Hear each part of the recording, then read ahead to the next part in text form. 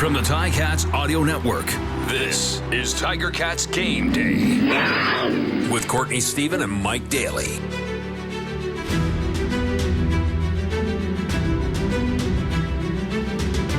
Welcome to Tiger Cats Game Day on the Ticats Audio Network ahead of this Friday night football matchup between the 6-9 Saskatchewan Roughriders and the 4-10 Hamilton Tiger Cats. Folks, you know me. My name is Courtney Stephen, as always, joined by my friend, my man, my partner in crime, Mike Daly. Mike, there's not too much to be said at this point in the season. This game is as big as it gets. What is at stake in this matchup tonight?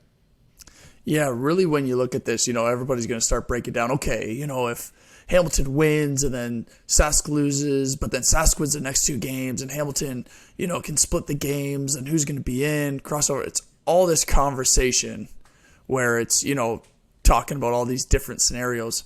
But really, when it comes down to it, if you win the rest of your games from here on out, whether you're Hamilton or Saskatchewan, you are in the playoffs for the Grey Cup, right? And I think that's exactly what that conversation in both of those locker rooms are going to be. It's going to be, hey, who cares what these scenarios are, right?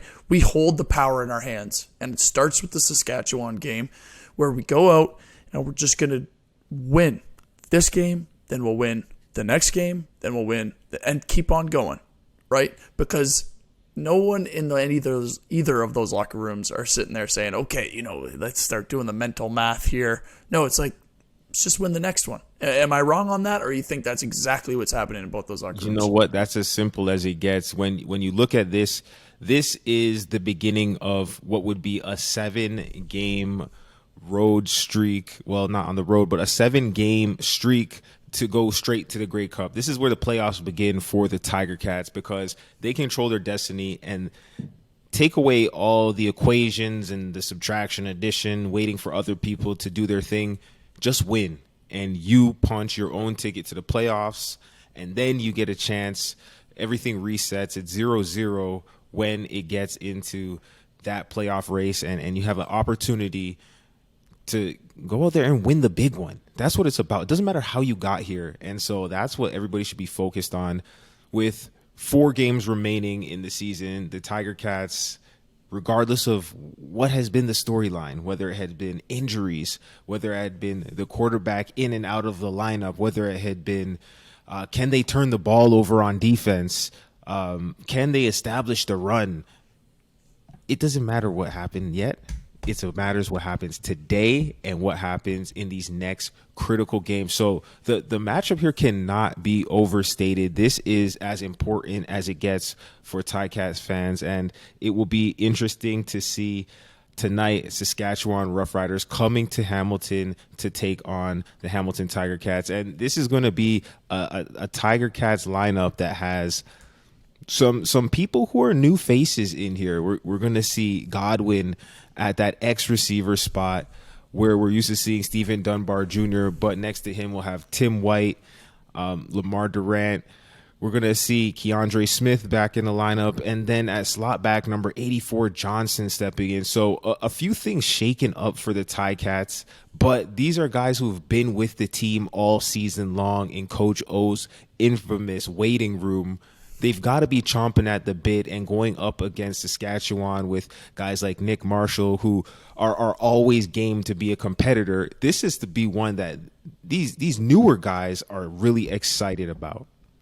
Well, yeah, and we haven't really had many of these conversations about the receivers changing up all that much, right? Like, it's really been O-line, D-line a little bit, right? Sometimes linebackers with Simone and stuff like that. But this is really the first time where you look at this lineup and you say, okay, Goodwin stepping in for Stephen Dunbar. Stephen Dunbar being out, that's a big deal, I feel, right? He was kind of relied on in terms of that isolation route guy where you can sit there and go, you know what, we're going to go a 4-by-1 set. So the only person on the short side of the field is going to be Stephen Dunbar. And he's going to match up with that corner that's across the way from him. And we expect him to win. And that was the guy that Stephen Dunbar was. So for that switch to happen, probably not at the best time, but I am very excited to see, what Terry Godwin could do when he comes in. He's a smaller guy, so you'd imagine he's fast. I hope right? If you're going to be a smaller guy. And then you look at the other side with Anthony Johnson. If you remember back early in the season, he had his chance to start, ended up breaking his hand, I believe, but had an awesome game before he ended up breaking his hand. He's a big body that we were talking about. So with Lamar Durant back and Anthony Johnson out there, those are two big body receivers that, should hopefully help Dane with some of that catch radius type stuff. And those guys will absolutely get an opportunity to prove their worth, their weight in black and gold. I think Dane Evans, he's been one of those quarterbacks you can count on to spread the ball around. He doesn't lean on one guy too heavily, even though Tim White leads the CFL in receptions. He's obviously going to get his. Tim White is going to get his touches, but we've seen games where there are 9 receivers catching the ball, everybody contributing. You need to know what you're doing in this offense. Tommy Condell designs it so that everybody's involved, and defenses really have to defend the entire 65 wide on this CFL field. So be interesting to see how they come out and attack Saskatchewan through the air and also on the ground. Wes Hills in this one, he's been a guy who's been turning heads and making a name for himself very quickly. Impressive with the ball, a different running style than a Sean Thomas Erlington, who has been nothing short of productive. I know there's been a couple of plays over the year that Sean Thomas Erlington wishes he had back, but aside from those miscues, we're talking about STE putting up close to 7 yards a carry with over 7 explosive runs over 10 yards, leading the team that way with his speed and his slashing and his catching out of the backfield. And then Wes Hills, a punishing, running downhill, finishing downhill type of runner. What are you expecting to see from this run game, or not necessarily even the running game, but just the running backs? Because we know in this offense they're involved triple threat in the pass game, also blocking, and then of course running the ball. Yeah, that you said it second there. I'm very interested to see how they do in the pass protection, because when you look at the Saskatchewan team, they're pressuring a lot. If you watch Sask, it looks like they're blitzing almost every other play, right? They're second in the league in sacks. They're all over the quarterback. So really the most important part of being a running back, and really what makes you last in the league as a running back, is pass protection first. So that's what I'm very curious to see how they do in that pass protection, because Larry Dean and Darnell Sankey, they're going to be bringing it every now and then, right? So they better be tight, locked up in pass protection, because you can't let the Saskatchewan defense that feasts on sacking the quarterback, and that's how they live or die in that defensive backfield, because they're just leaving their DBs out to dry, really, in cover 1, cover 0 all the time.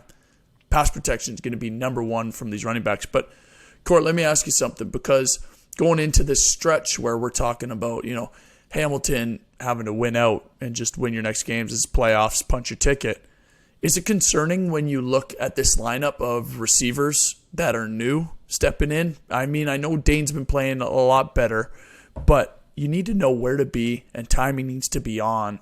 Is it concerning when you look at this? Well, when you have 2 guys who are rookies in the CFL, that's always something that if I'm the defensive coordinator, Jason Shivers, for Saskatchewan, I'm not necessarily highlighting those guys as we're getting ready in our prep week and saying, hey, watch out for the rookies, because there's not that much film on those guys. And quite frankly, when you have Tim White commanding the attention, blowing the top off of defenses, you're much more likely to roll the coverages towards Tim. So for those guys, I think they could have the potential to fly under the radar and get some favorable matchups or some favorable coverages in clutch second down situations where the defense might be keying more on Tim White.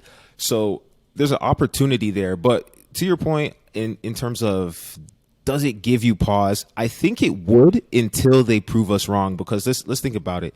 Everybody had their first game, their first games, and you have to go through that growing pains of, maybe the timing being slightly off. And if you have 7 games from here to the Grey Cup, I know I'm saying the GC word, but you want to have a chance to build up some of that experience before those games. Now, this is, like I said, it's more or less it's a playoff game. It's not losing, you're out, but it's absolutely win, and you have a much better chance to get in. So expect those guys to get touches early. I think that's how you get them into the rhythm, is by giving them things that they've done, because they've been on the team all year. They've definitely practiced these plays all year, which gives them a little bit more confidence. But in the game, that first catch, that first time getting tackled, I think you have to get that out of the way so that you can just get back to playing football. And speaking about getting back to playing football, a guy who played football in Hamilton, Larry Dean, he's coming back to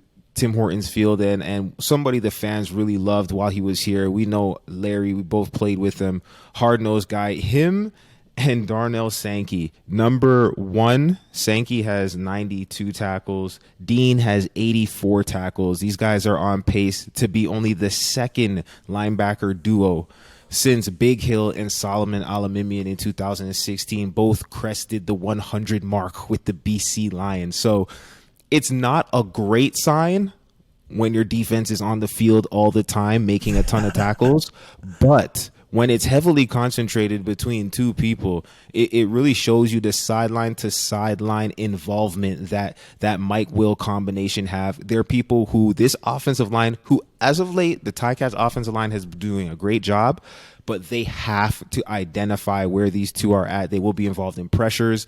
They will be dropping back in pass. If you check the ball down, they will be there as soon as the receiver, the running back, catches that ball. I think Larry Dean and Darnell Sankey are two to watch in this matchup in Jason Shiver's defense. Yeah, for sure. And exactly going back to Wes Hills and Sean Thomas Erlington, right?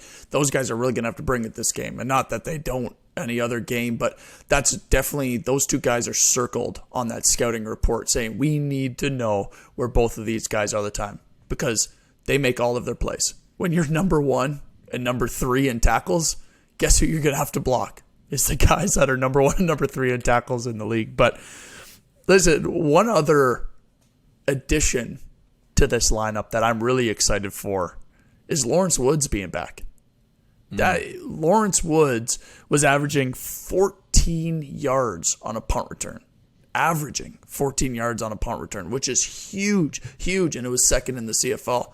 So having Lawrence Woods, anybody that, you don't even need to know what he's averaging. You don't need to know where he is in the CFL. All you need to do is watch a Ticat game. And when that ball is in his hands, he is making plays all over the place. So to have Lawrence Woods back at this time is huge for the Ticat special teams, because he's just a difference maker at returner, and he's really going to help flip that field position, which, when two teams are close like this, that's really what's going to end up determining that game. But I'm excited for him to be back big time.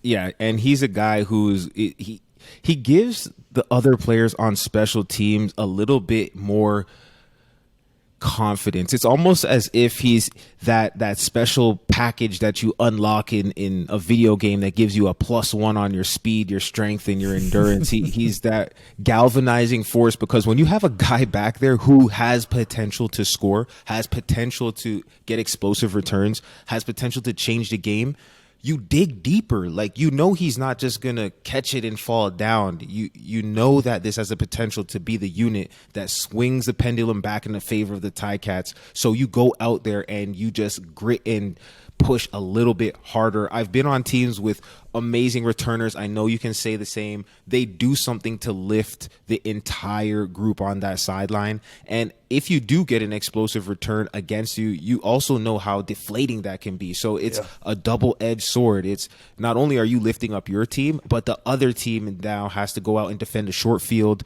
You could potentially be starting drives one first down away from field goal range or already in field goal range. So a guy like Lawrence Woods, his impact cannot be overstated.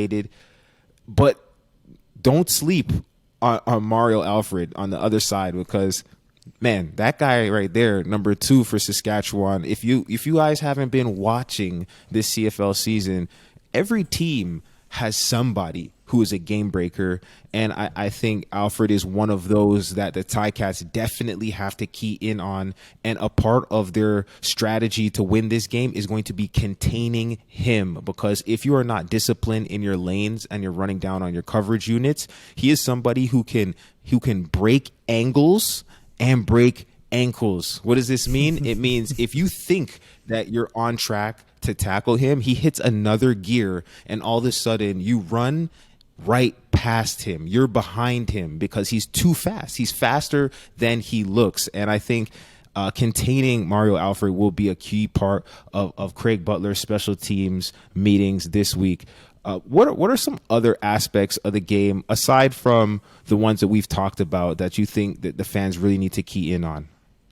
Yeah, I think, when you start looking at the Saskatchewan team, right, on defense, they're a real big hit or miss team.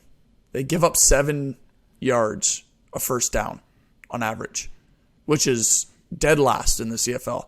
And for anybody that knows anything about football, when you give up 7 out of the 10 yards that they need to get on first down, an offense can call anything they want in 2nd and 3. So really what that means to me is that, teams are able to get that ball maybe out on the edge, maybe run it into their teeth, whatever it might be, but they're very effective on first down, which is huge for the Ticats to be able to keep those drives alive and keep marching that ball down the field. And I think that's really where Sask is struggling right now, is giving up so many yards on first down. Although Larry Dean and Darnell Sankey are making tackles all over the field, if it's not till after a gain of 6, 7, 8 yards, it doesn't do them any good. So I'm really looking to see the Ticats be able to take advantage of that on first down and hopefully get some positive plays, some big-time drives where when you look and they're stuck on their own 20 and they're able to get that ball out to at least half, midfield, over midfield, turn those into points. Those are huge drives that are just absolute momentum killers where you can put those 7, 8, 9 plays together and score, really, when the defense is going out there on the field thinking, if we 2 and out, then we'll score. Well, next thing you know, the offense is driven down the entire field because you're giving up too many yards on first down. That's what I'm really looking for, is for them to take advantage of that Saskatchewan defense on first down. Yeah, and you know what? You're going to want to play a little bit of a ball control for the Ticats, because Saskatchewan has a weapon that really can change a game. Brett Lawther, the field goal kicker, he has hit clutch end of game field goals in his career of over 55 yards. He has been known to go 4 out of 5 or 5 for 5 in a game. And if you're close in a contest and the opponent is knocking down field goals and you're not getting into field goal range to have a chance to equalize, that's a slow bleed, and that's not a recipe for winning football. So field position, complementary football, as they say, where the defense stops the opponent, the return team gets 1 first down, passes it off to the offense in a place where they can set themselves up 2 first downs away from scoring. That's complementary football. The Ticats have to play that and not give up any glaring weaknesses in one phase of the game or the other. You have to come with a well-rounded attack. Otherwise, a guy like Brett Lawther will make you pay. When he gets out there, he doesn't always hit his field goals, but very, very frequently he does. And just another Canadian content piece, Kian Schaefer Baker,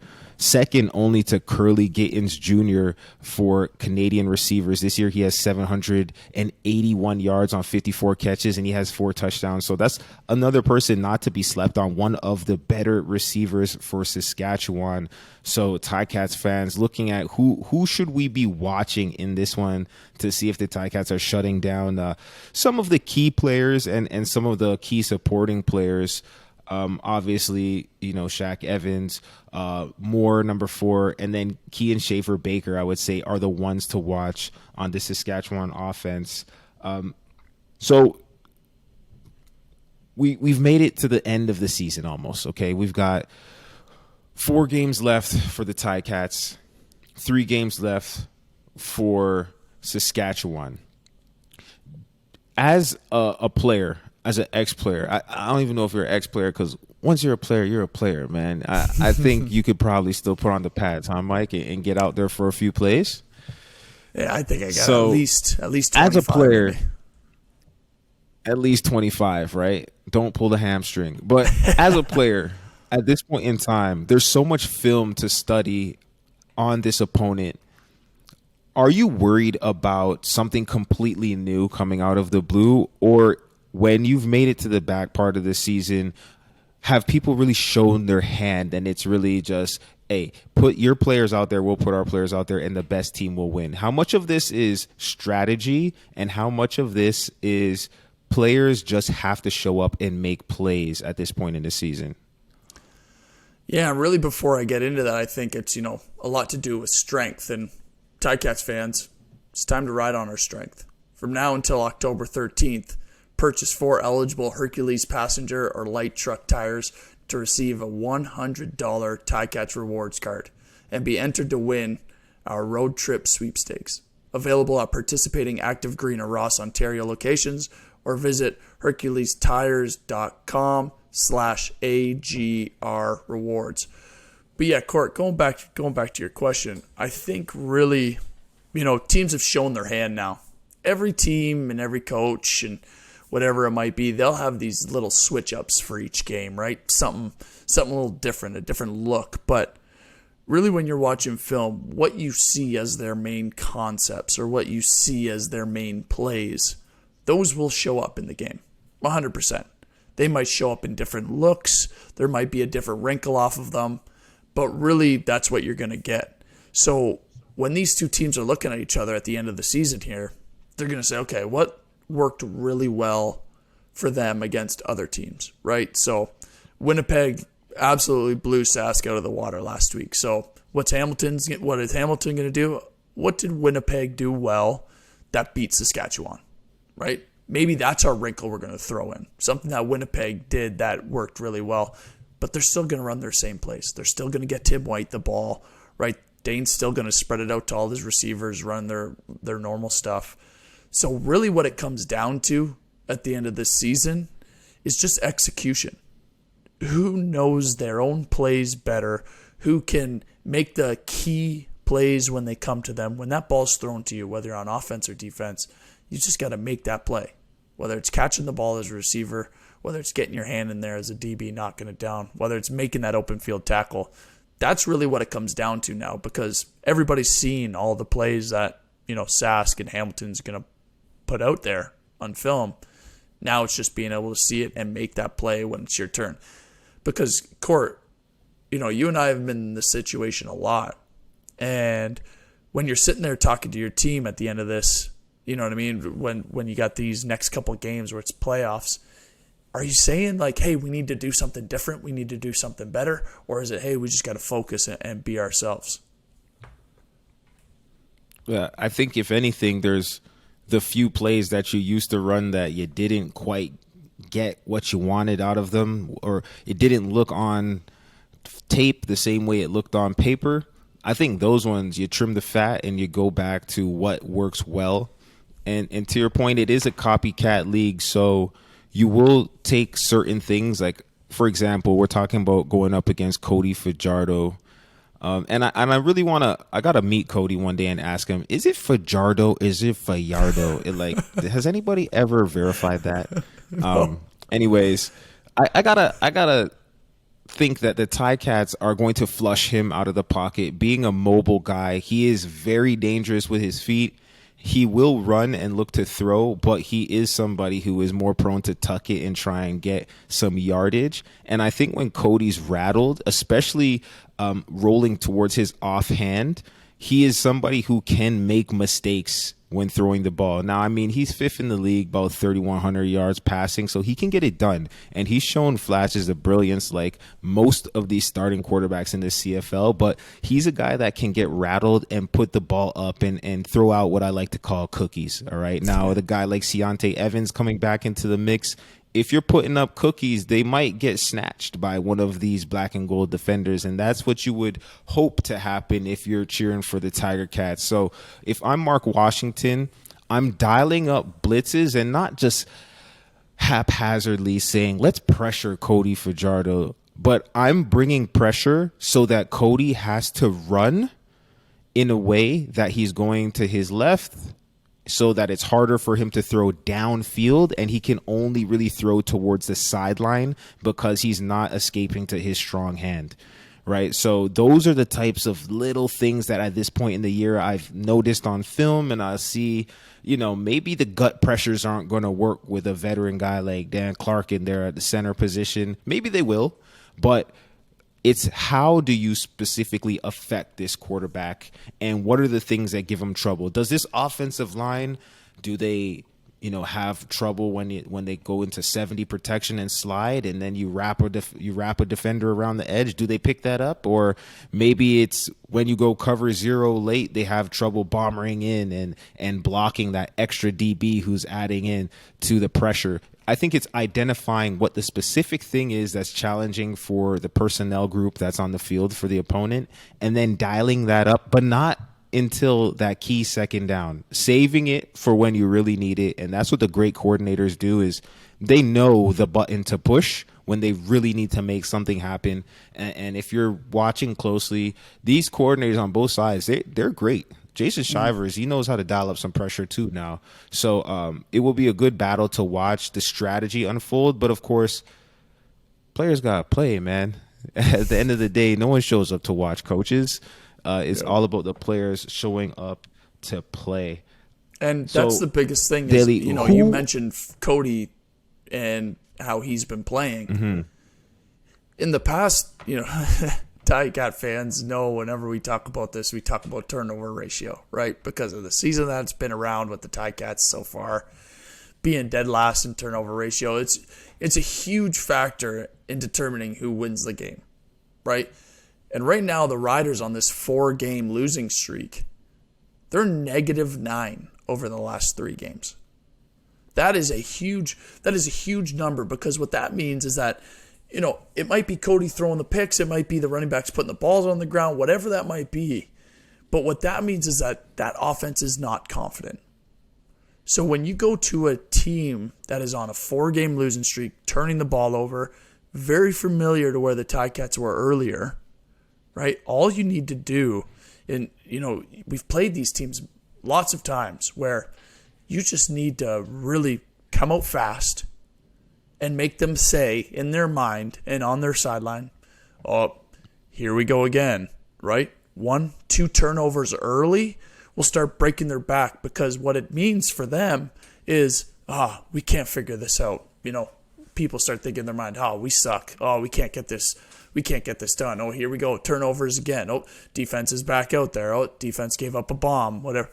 That starts creeping into your head when you're one of these teams. So I'm really curious to see, and not that there's going to be much different to try to create that, because you're trying to create a turnover every play. Let's get real. But for a couple turnovers that happen early for this Ticats defense, that will absolutely put your foot on the gas in terms of the Ticats winning this game. Absolutely. So let's think about how they actually execute this.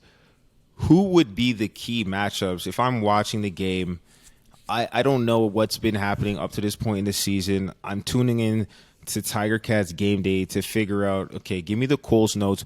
Who am I putting the ISO cam on to see if the Ticats are going to work and have the best outcome here? What's one of the key matchups you're watching in this game? Yeah, and I'm going to go kind of outside of the box here with a new guy. Terry Godwin, right? We talk about him stepping in for Stephen Dunbar Jr., but for anybody that watches Saskatchewan's defense play, whenever you isolate a receiver against Saskatchewan's defense, he is going up against Nick Marshall. Nick Marshall is one of those defensive backs where he'll make a ton of plays on a ball. He'll pick balls off. He'll go pick 6, right? But he'll also give up huge bomb touchdowns because his eyes are always in the backfield. He's always playing the quarterback.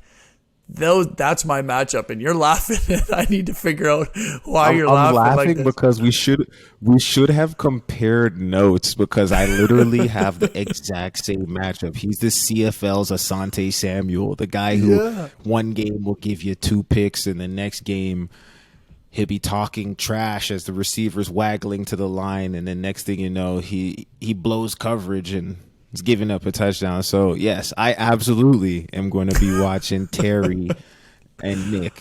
And honestly, I would love to see them in second down situations where they do go 4x1 and they isolate that backside receiver, because that's where Stephen Dunbar Jr. got a lot of his money, is in those backside of the 4x1.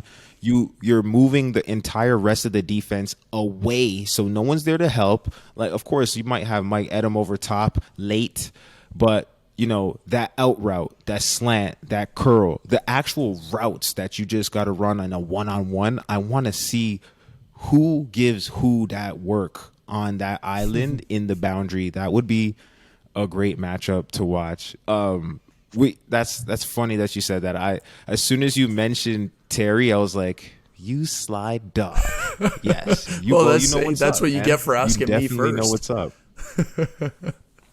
But and listen, another thing that I'm going to look at, because hopefully I'll steal your second in line here, is I'm very curious to see the quarterback sack battle. Because like I mentioned before, Sask is number 2 in quarterback sacks, but they also give up the most.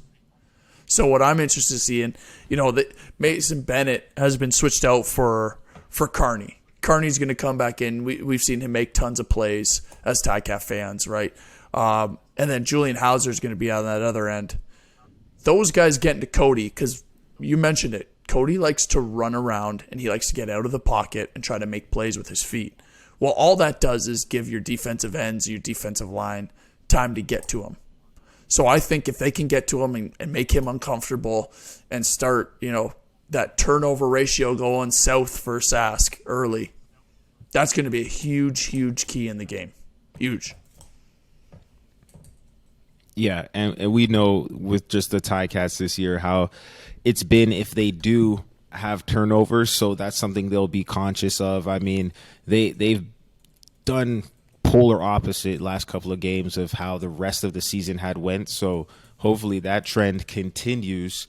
But a big part of this is going to be the man Wes Hills. I'm looking at Wes Hills versus Larry Dean. Larry Dean is a guy who's great at blitzing. He's a great open field tackler, and he knows how to sift through the trash. And you're thinking, what trash?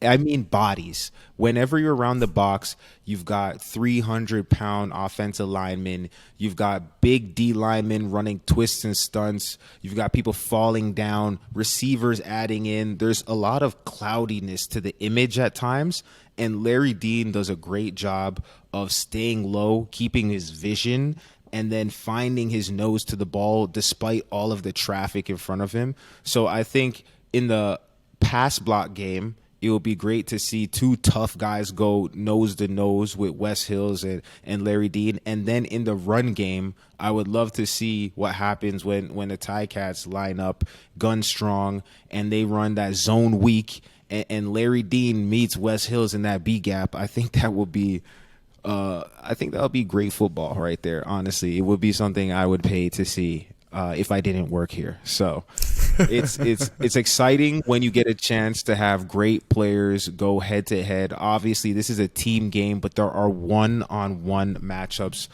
all over the place, and that's what we love to see. And if you love to see the Ticats play in person, then you could win a trip to see the Ticats October 29th away game in Ottawa with Journey Rewards. Simply hit ticats.ca/journey-rewards to enter to win 2 tickets on Via Rail, hotel, and game tickets, plus a chance at other prizes, including an autographed Ticats jersey or $50 gift card to the Ticats shop. Go on the road with the Ticats to Ottawa October 29th with Journey Rewards.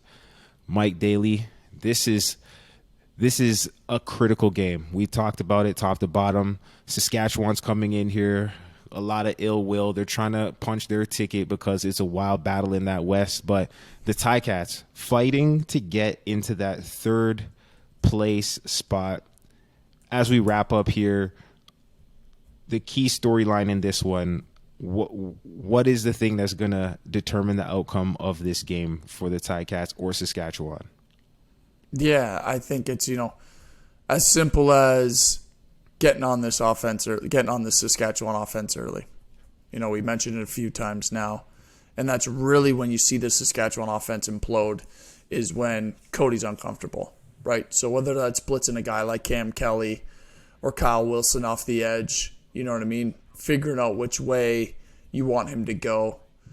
That's really what's going to determine this game. Because in the back end, I'm as confident as can be in this Ticats secondary because it's that same group, the same familiar faces has seen the Saskatchewan offense time and time and time again. I'm just looking for someone to make a play. And I think, when you get pressure on Cody Fajardo, whatever we want to say right now, but when you get pressure on him, he's going to put that ball up, going to put it on the ground. Those are when those big turnovers are going to happen. And then finally, I'm just looking for that offense to kind of keep rolling the way they have been, right? Dane making the smart decisions. He even mentioned it. He's like, I had to stop forcing it. I had to take what was available, take the check down, take what the defense was giving me, and giving my guys a chance to make plays. It's as simple as that. It's a very simple game that, we make difficult by talking about it, but it's just getting pressure on that quarterback and then that offense really just taking what's available and not trying to play outside of themselves. Couldn't agree more. On my end, definitely looking to see how the Ticats finish the game. This season, they are plus 65 in the first half. Known to start strong, known to come out the gates with momentum. But the second half, adjustments have been where they have not held up their end of the bargain consistently over the course of this year. Right now, they are negative 134 in the second half point differential against their opponents. So for me, I'm looking at the full 60 minutes and specifically what do they do in the last 15. We know in the CFL it's really 57 plus 3, meaning those last 3 minutes, anything can happen. It can be 4 to 5 possessions in those last 3 minutes, just with the clock management and the rules of the stoppage. So I'm fired up. This one's queued up. They're about to get lined up.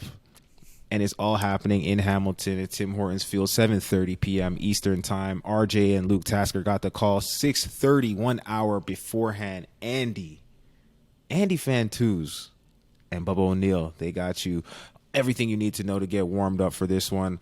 So if you can't make it out to the donut box, make sure you tune in at listen.ticats.ca, the Ticats audio network. As always, we appreciate you tuning in. Go Ticats. Come on, let's get this, guys. Hope you all have a happy game. It's game day and you're ready. So are we. Let us know your thoughts. Email us at gameday@ticats.ca. Courtney Stephen and Mike Daly are here every game day with their insights into today's game. Subscribe to the Ticats Audio Network on Spotify or wherever you get your podcasts.